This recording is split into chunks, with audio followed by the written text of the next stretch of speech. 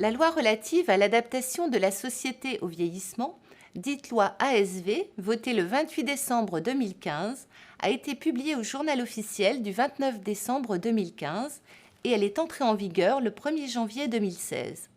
Un premier aspect important de la loi ASV concerne la réforme de l'allocation personnalisée d'autonomie, dite APA.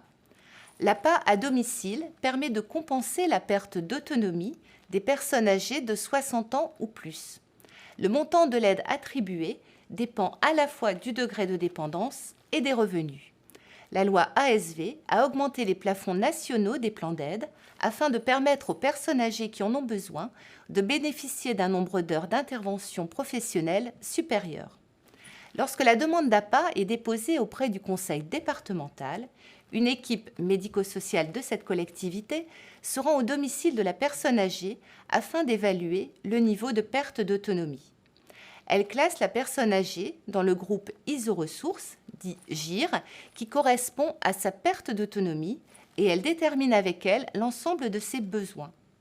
Le GIR est calculé à partir de l'évaluation effectuée à l'aide d'une grille, dite grille AGIR.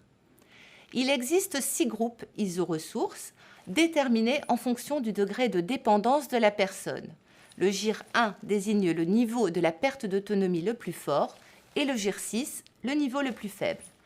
La personne ne peut prétendre à l'APA que si le GIR est compris entre 1 et 4.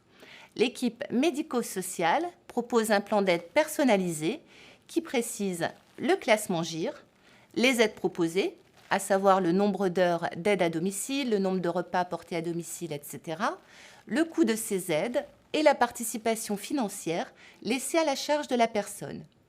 Depuis la loi ASV et la publication du décret d'application numéro 2016-210 du 26 février 2016 relatif à la revalorisation et à l'amélioration de l'allocation personnalisée d'autonomie et simplifiant l'attribution des cartes d'invalidité et de stationnement pour leurs bénéficiaires, les bénéficiaires de l'APA gagnant moins de 800 €, ce qui correspond au niveau actuel de l'allocation de solidarité aux personnes âgées, sont désormais exonérés de participation financière.